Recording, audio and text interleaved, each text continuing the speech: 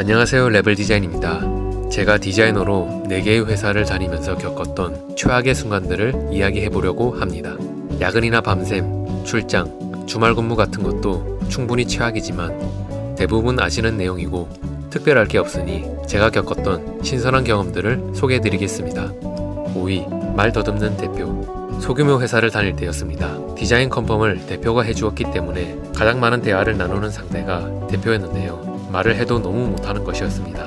아나운서도 아니고 말은 못할 수도 있는 건데 그래도 정도가 심했습니다.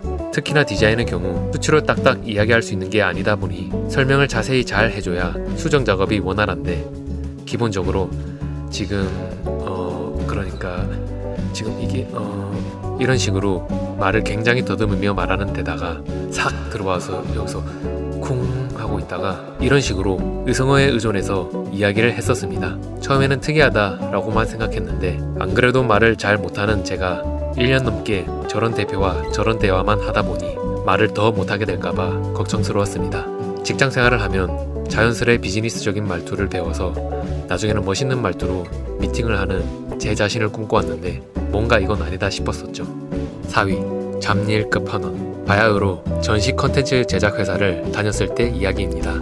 저는 당연히 영상 디자이너로 취업했습니다. 그리고 어도비사의 애프터 이펙트가 주로 사용하는 프로그램이었죠. 하지만 애프터 이펙트를 한 달 동안 켜본 적이 없을 정도로 영상 디자이너를 무슨 올인원 로션처럼 쓰는 곳이었죠. 영상 디자이너에게 편집 디자인, 배너 디자인, 포스터 디자인, 유니티 3D 소스 제작, 촬영, 공예를 시키는 것은 물론 디자이너가 디자인만 하면 뒤처진다 라는 논리를 내세우며 제안서 기획, 컨텐츠 기획, 프로젝트 총괄 매니징도 시키고 전시 특성상 설치물을 설치해야 할 때면 무거운 짐을 다 실어다가 지방으로 몇 시간 동안 운전해서 며칠 동안 묵을 허름한 숙소를 잡고 부랴부랴 현장에 전시물을 설치하는데 사다리 타고 드릴로 뚫고 드라이버로 조립하는 등 목수 역할도 하고 한 번은 자연 관련 주제로 전시를 진행하고 있었는데 클라이언트의 요청으로 비닐하우스 같은 곳에 끌려가서 하대를 받으면서 식물을 화분에 옮겨 심는 일도 했었었죠. 나름 추억이라면 추억인데 제 포트폴리오에는 아무런 득이 없었던 회사였죠. 3위, 1시간 동안 잔소리 듣기.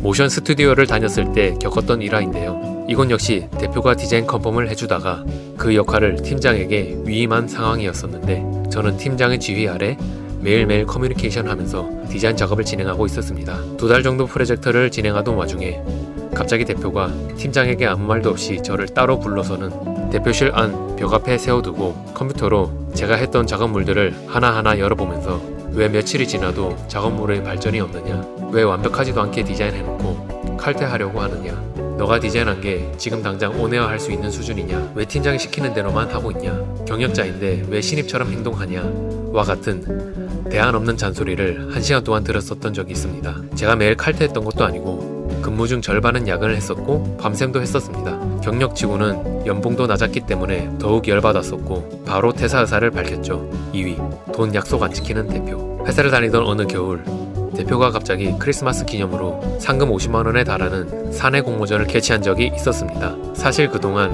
잦은 추가 근무에 대한 보상으로 보너스를 받는 분위기였는데 그냥 주기는 싫다며 만든 공모전이었죠. 참가 인원은 디자이너 4명이었고 저는 포트폴리오도 만들 겸 누구보다도 열심히 공모전에 임했습니다. 하지만 나머지 디자이너들은 참여도가 저조했고 결국 저 혼자 완성도 있는 제출을 하였고 대표는 그 작업물을 보고 실제로 사용할 수 있게 조금 수정해달라고 하였습니다. 그렇게 수정을 하고 나니 크리스마스가 지나버렸고 대표는 신년맞이 기념으로 컨셉을 바꿔서 다시 한번 만들어달라고 했습니다. 이때부터 뭔가 잘못 걸렸다는 느낌을 받았는데 그래도 상금 50만원은 받아내야겠다는 생각으로 또 열심히 만들었습니다. 시안을 10개나 만들어서 끝장을 보려고 했죠. 더 이상 수정 요구는 없었고 약속대로 돈을 준다고 했습니다. 하지만 회사 상황이 안 좋다며 지급을 계속 미뤘고 저도 직원의 위치에서 대표에게 돈 달라고 독촉하기가 굉장히 부담스러웠지만 그래도 틈날 때마다 독촉했습니다. 결국 시간을 질질 끌더니 3월달이 되었고 저는 안 되겠다 싶어서 회사가 어려우면 상금 절반이라도 달라고 했더니 옳다구나 하시면서 20만원치 상품권을 건네주시더군요. 1위, 더러운 대표. 소규모 회사를 다닐 때 이야기입니다.